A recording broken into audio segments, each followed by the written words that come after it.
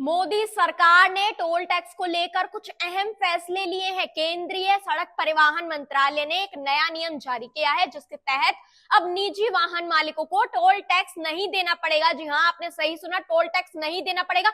आइए जानते हैं इस पूरी वीडियो में इसके बारे में सारी जानकारी।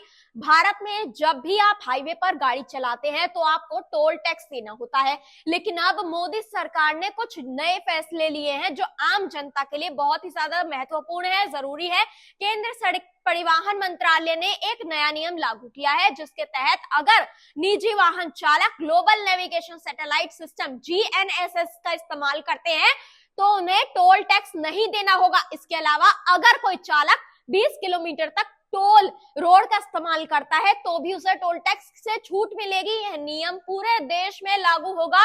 परिवहन मंत्रालय द्वारा हाल ही में एक नोटिफिकेशन जारी किया गया है, जिसमें बताया गया है कि अगर कोई निजी वाहन मालिक हाईवे या एक्सप्रेस वे पर प्रतिदिन 20 किलोमीटर तक यात्रा करता है तो उसे टोल टैक्स नहीं देना होगा। आपने सही सुना, यह छूट केवल उन वाहनों के लिए है जिनमें GNSS सिस्टम एक्टिवेटेड होगा। अगर कोई वाहन चालक 20 किलोमीटर से अधिक यात्रा करता है तो टोल टैक्स वास्तविक दूरी के आधार पर लिया जाएगा।